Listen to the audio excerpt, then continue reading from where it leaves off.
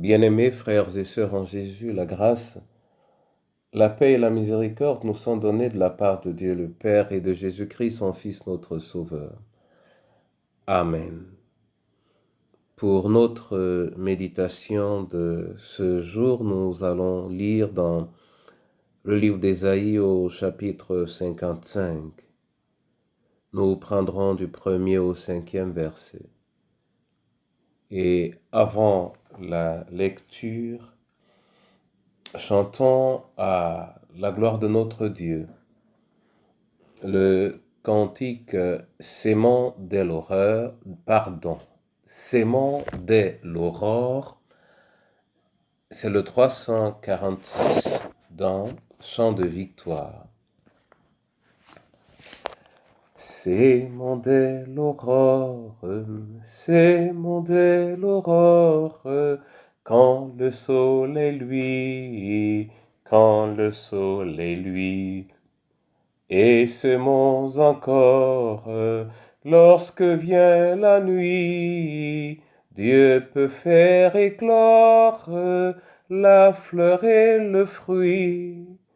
Bon courage, amis, bon courage, amis, nous irons joyeux cueillir les épis. Bon courage, amis, bon courage, amis, nous irons joyeux cueillir les épis. Semons pour le Maître, semons pour le Maître, parlons du Sauveur, parlons du Sauveur. Semons car peut-être un pauvre pécheur par nous pourra naître au seul vrai bonheur. Bon courage, amis, bon courage, amis, nous irons joyeux cueillir les épis. Bon courage, amis, bon courage, amis, nous irons joyeux cueillir les épis. La tâche est immense, la tâche est immense, et dur le terrain, et dur le terrain. Mais bonne espérance, nul travail n'est vain, de Dieu la puissance fait germer le grain. Bon courage, amis, bon courage, amis, nous irons joyeux cueillir les épis. Bon courage, amis, bon courage, amis, nous irons joyeux cueillir les épis. Alléluia. Ésaïe 55, versets 1 à 5. Là, il est écrit: Vous tous qui avez soif, venez aux eaux. Même celui qui n'a pas d'argent, venez acheter et manger. Venez acheter du vin et du lait, sans argent, sans rien payer. Pourquoi pesez-vous de l'argent pour ce qui ne nourrit pas? Pourquoi travaillez-vous pour ce qui ne rassasie pas? Écoutez-moi donc, et vous mangerez ce qui est bon, et votre âme se délectera de mes succulents. Prêtez l'oreille et venez à moi. Écoutez, et votre âme vivra. Je traiterai avec vous une alliance éternelle, pour rendre durables mes faveurs envers David. Voici, je l'ai établi comme témoin auprès des peuples, comme chef et dominateur des peuples. Voici, tu appelleras des nations que tu ne connais pas, et les nations qui ne te connaissent pas accourront vers toi, à cause de l'Éternel ton Dieu, du Saint d'Israël, qui te glorifie. Amen. Frères et sœurs en Jésus, ce texte parle du salut et de son caractère gratuit. Mais il en parle d'une manière tellement attrayante que quiconque normalement lit ce passage hésiterait difficilement à s'approcher de l'Éternel. Naturellement, la première des choses pour ce salut est qu'on y accède gratuitement. Quand on va au Seigneur, on n'a rien à payer. Écoutez, bien-aimés, lorsque dans la vie, on va chez le médecin, par exemple, on se prépare à payer quelque chose. Lorsqu'on va pour un besoin spécifique, solliciter un service en général, on prépare les moyens. Lorsque on veut se sortir d'une situation et qu'on a par exemple appris que certains marabouts ou enchanteurs pourraient nous enlever de ces situations, on prépare quelque chose. La particularité du salut en Jésus, le salut chez le Seigneur, est qu'il est gratuit. Tu viens les mains vides. Et c'est la raison pour laquelle le prophète dit, pourquoi travaillez-vous pour ce qui ne rassasie pas? Pourquoi pesez-vous de l'argent pour ce qui ne nourrit pas? Et le maître mot c'est écoutez. Écoutez. Nous l'avons au moins 2 fois au verset 2 et au verset 3. Écoutez-moi donc et vous mangerez ce qui est bon. Écoutez et votre âme vivra. L'écoute semble être le moyen par lequel, venu gratuitement devant l'Éternel, on accède à cet évangile. Mais quand on dit écoute ou l'écoute, il ne s'agit pas tout simplement d'entendre. Il s'agit d'entendre, il s'agit de comprendre, il s'agit également d'obéir. D'obéir à la parole, c'est-à-dire la garder et vivre conformément à ce qu'on a reçu.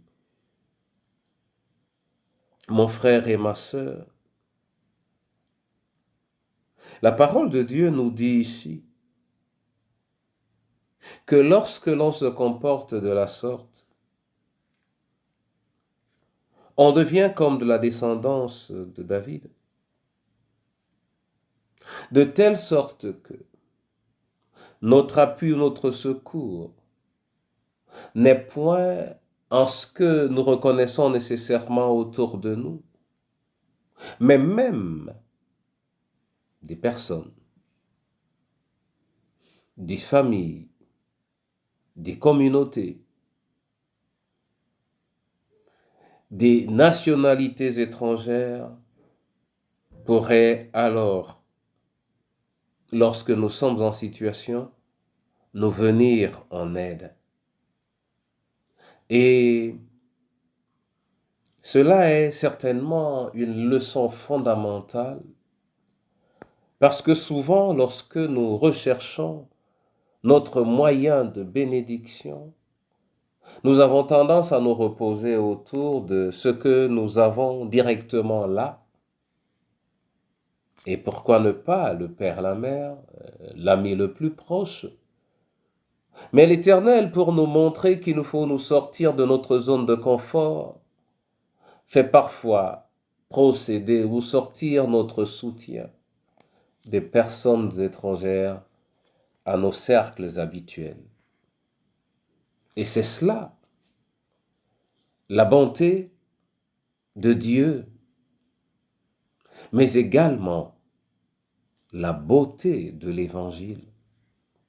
Car on apprend donc à vivre hors du désespoir, même lorsque cela semble mal. Mon frère et ma sœur, tout est dans l'écoute. Tout est dans l'écoute et c'est à travers l'écoute que nous pouvons découvrir la beauté de l'Évangile et vivre la bonté de Dieu. Que l'Éternel lui-même bénisse sa parole pour toi et moi ce jour et qu'il nous entraîne dans la joie de sa présence et dans la beauté de son Évangile. Amen. Je veux te bénir et te rendre grâce, Seigneur, pour cette parole.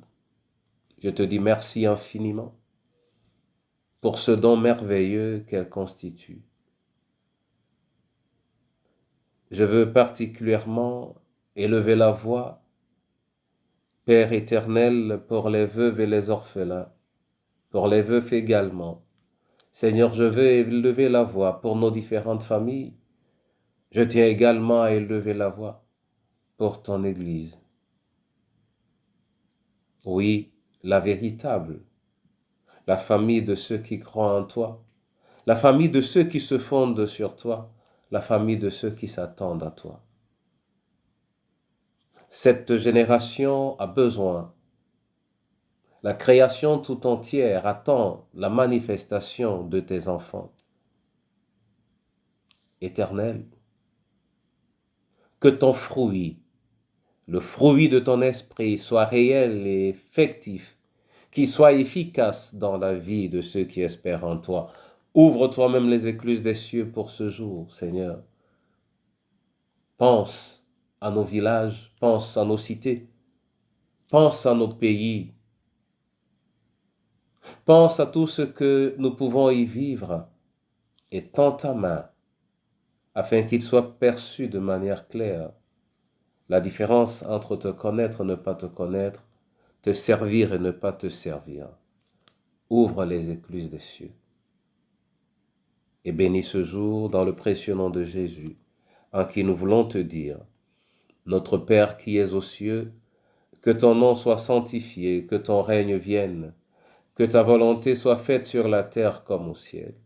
Donne-nous aujourd'hui notre pain de ce jour. Pardonne-nous nos offenses, comme nous pardonnons aussi à ceux qui nous ont offensés.